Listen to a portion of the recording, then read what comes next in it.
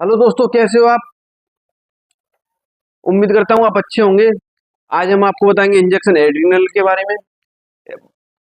Injection adrenal होता क्या है, क्या इसकी डोज होती है, कब इसको देना चाहिए और क्यों इसको देना चाहिए, सब हम डिटेल में जानेंगे। तो दोस्तों, बात की है इंजेक्शन एड्रिनल की, तो ये हमारी बॉडी में बनने वाला एक हार्मोन होता है। हमारी बॉडी में किडनी के ऊपर एक ग्लैंड होती है, एड्रिनल ग्लैंड। सॉरी, इंजेक्शन तो ये बेसिकली ये ग्लैंड एड्रिनल हार्मोन बनाने का काम करती है। तो बेसिकली ये एक हार्मोन ही होता है जो मार्केट में इंजेक्शन फॉर्म में उपलब्ध होता है। ये मार्केट में आपको एप्रिनेफ्रिन और एड्रिनल दोनों ही नाम से मिलेगी। तो दोस्तों, ये एक इमरजेंसी ड्रग होती है और इसको हॉस्पिटल में, ये इमरजेंसी ड्रग होती है और ये हॉस्पिटल में ही उपलब्ध होती है। दोस्तों, इसको डॉक्टर के प्रिस्क्रिप्शन द्वारा ही दिया जाता है। दोस्तों, कई बार हमारी बॉडी में एड्रिनल हार्मोन की कमी हो जाती है, तो ये इंजेक्शन हमें देना पड़ता है। तो ये एक हार्मोनल ड्रग ही है। दोस्तों, ये इंजेक्शन बहुत ही फास्ट काम करता है और बहुत इंपोर्टेंट भी होता है। दोस्तों, बात की जाए कि अब इसको हम यूज कब करते हैं,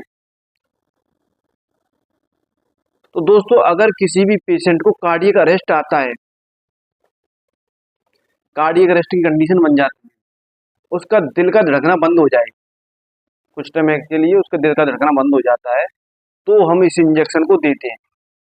अच्छा, दिल का धड़कना बंद कैसे होता है? इम्पल्स की कमी से।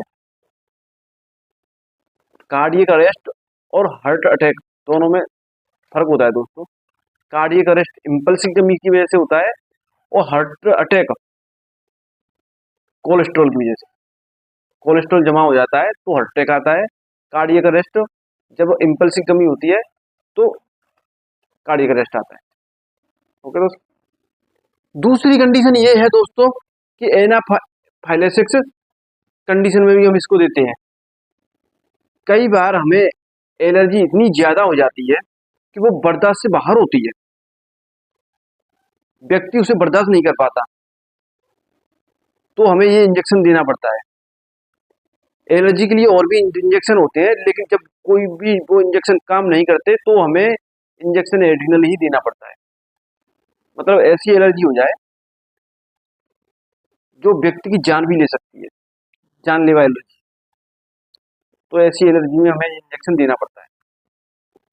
जैसे किसी व्यक्ति को कीड़े ने काट लिया हो या किसी जानवर ने काट लिया हो और वहां वह उस एलर्जी को कंट्रोल नहीं कर पा रहा हो, मतलब एनाफाइलेक्सिस कंडीशन बन गई हो, तब इंजेक्शन एड्रिनल लगाया जा सकता है।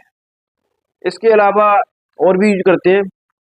जैसे अगर हमारे ऊपरी सरफेस पर ब्लीडिंग हो रही हो, तो उस ब्लीडिंग को रोकने के लिए भी इस इंजेक्शन का यूज किया जाता है।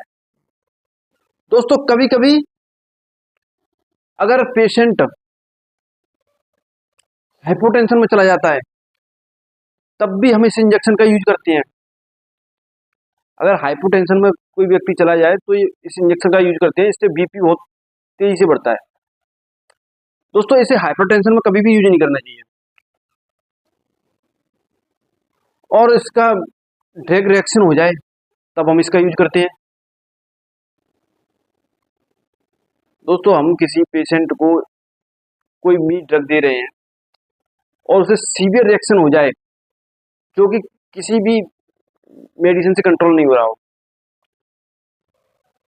तब हमें ये इंजेक्शन देना पड़ता है। दोस्तों, बात की जाए कि इसकी क्वांटिटी क्या होती है, तो दोस्तों ये 1 ml का ही इंजेक्शन होता है और 1 मिलीग्राम का में होता है ये। दोस्तों, ये 1 ml का इंजेक्शन होता है जिसमें 1 मिलीग्राम एड्रिनल होता है।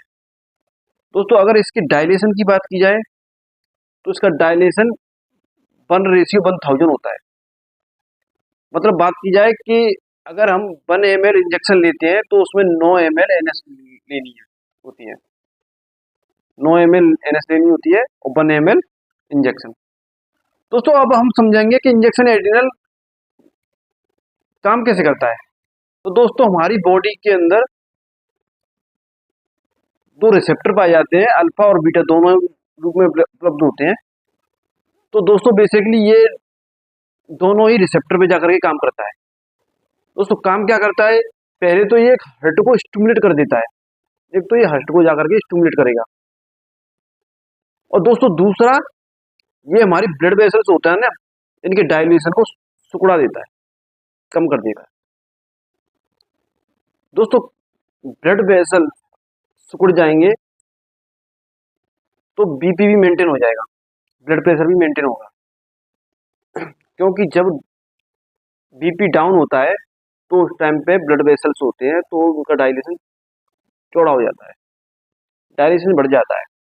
अगर इसका डायलेशन कम हो जाएगा तो बीपी मेंटेन हो जाएगा। अगर वीडियो पसंद आई तो लाइक करना, शेयर करना। जय हिंद।